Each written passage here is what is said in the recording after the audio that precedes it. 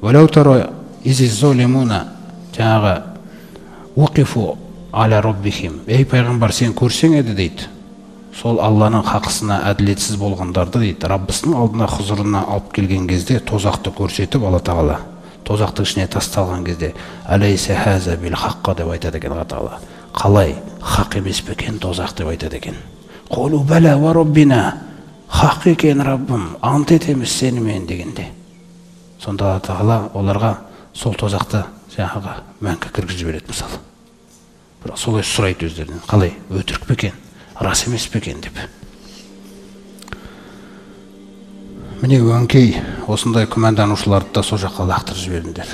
Олардың негізгі күнәлары дейді, негізгі күнәлары әлләзи жағала мағаллахи илахан ахр. Олар Алладан басқа бір тәңірлерді жасап алып, соларға табынғандар дейді бұлар. Ең соңында, құрмет, қазіргі заманда адам мүсінге неге табынбауы мүмкін? Қазіргі замандарда мүсінге, ағашқа табынбай жүру мүмкін. Бірақ әрбір заманда мүсіннің артында шайтан тұратын. Түсіндіңіз бе? Әрбір мүсіннің артында шайтан тұрады да, мүсінге табынып атқан адам шайтанға табынып атыр деп саналады. Қай заманда болмасын. Бүгін мүсін жоқ мұндай. Бірақ басқа нәрсе бар, бірақ артында шайтан тұр. Сондықтан Ибрахим алейхиссалам әкесімен сөйлескен кезде осы мағынаны түсіндірген. Я әбәти, әкетайым, ла тағбуди шайтана. Олар мүсінге табынып отыр ғой. Мүсінді айтпайды Ибрахим. Шайтанға табынбаңыз. Қараңыз. Инна шайтана кана лир-рахмани ғасия. Рахман деген беделі зор. Жаңағы шайтан деген беделі зор Рахманға қарсы келген емес пе дейді. Қараңыз. Неге оған табынасың сен? Я әбәти инни ахофу ан ямассака азабун. Мен қорқам дейді, әкетайым. Сені бір азап шалып дейді, ертең Алла Тағаланың қаһарымен келіп, сол азаппен осы өмірден озып кетіп, фатакуна лиш-шайтани валия. Сөйтіп тозақта шайтанмен дос болып тозаққа кіріп кетесің бе деп қорқам дейді. Көрдіңіз бе, әкесіне қалай түсіндіріп жатыр да адам. Міне бұлардың негізгі істеген нәрселері дейді, олар Алла Тағаладан басқа нәрселерге табынғандар дейді. Фәәл-қияху деп қайталайды Алла Тағала қайтадан. Екеуің бірігіп тұрып лақтырыңдар ананы тозаққа, фил азаби шадид, анау қатты азаптың ішіне қарай лақтырып жіберіңдер деп айтады.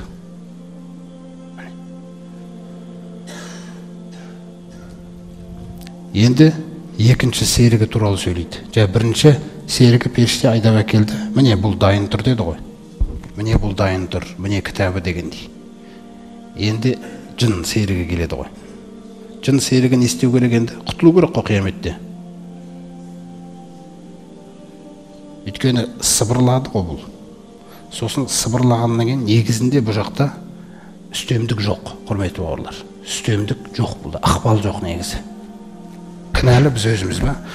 Сонда да ол бірден қорқыныш ұстайды да, бірінші болып сөйлеп үлгерейін дейді. Сол кезде жаңа жын болған серік айтады екен. Вақала қаринуху раббана ма атғайтуху, валакин кана фи долалин бағид. Я Раббым, мен емес оны адастырған дейді. Қараңыз. Өзі сондай бір ұзақ адасуда ада жүрген адам еді. Айтсам болды кете береді, айтсам болды кете береді. Мен емес оны адастырған. Өзі сондай еді деп айтады екен да. Сонда Аллах Тағала айтады екен. Қала ла тахтасиму ладайя. Менің құзырымда дауласып, бірдеңкені дәлелдемекші болып сөйлемеңдер. Міне. Вақада қаддамту илайкум бил вағид. Мен сендерге сол өмірде, мына алдыма келмей тұрған кезде ескертуімді айтып қойған едім дейді. Алдын ала. Соқтан жаңағы шайтан Аллах Тағала Ибрахим сүресінде айтқандай, «Валамма қудиял амру» сот аяқталған кезде, тозақтықтар тозақтың ішіне кірген кезде шайтан сөйлейді екен. Шайтан жаңа бүкіл адамның әрбір қасындағы шайтанның барлығынан бастығы ғой, үстінде тұрған. Сол шайтан бүкіл тозақтықтарға сөйлейді екен. Сондағы сөзін келтіреді Алла Тағала Ибрахим сүресінде. «Валамма қудиял амру» Вақала шайтану ламма қудиял амру. Сот аяқталған күні, тозақтықтар тозаққа түскен күні шайтан сөйлейді дейді.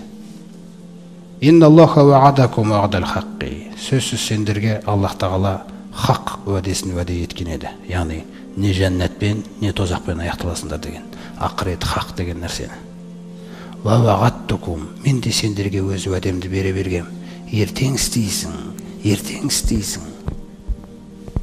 Фа ахлафтукум, сөйтіп мен уәдемнен тая салдым дейді. Өйткені бұл менің қасиетім дейді. Сосын ва ма кана лия алейкум мин султанин. Сондай-ақ менің сендердің үстілеріңнен ешқандай ықпал жасайтын күшім жоқ еді дейді.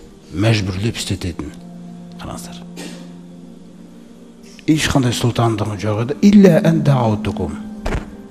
Бірақ мен сендерге шақыратымын. Наны қара деп. Фастажаптум ли. Сендер өздерің жауап бере саласыңдар дейді бірден маған. Сондықтан анық болып тұр ғой дейді бәрі. Фала талумуни. Сендер мені не үшін сөкпекшісіңдер? Мені сөкпеңдер. Валуму анфусакум деп айтады дейді. Өздеріңді сөгіңдер. Тағы бір нәрсені айтайын, ешқандай үміт жоқ бәрімізге бірге деп айтады екен. Ешқандай үміт жоқ енді бізге. Ма ана би мусрихикум. Мен сендерді құтқара алмаймын бүгін бітті. Ва ма антум би мусрихия. Сендер де мені мүлде құтқара алмайсыңдар. Сосын бір нәрсені айтайын. Мен әрдайым сендерді дейді.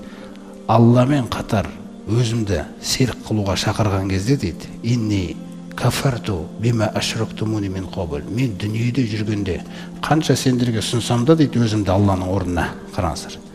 Мен сол кезде қарсы болатымын дейді. Сол нәрсені негізі қаламайтымын дейді мен.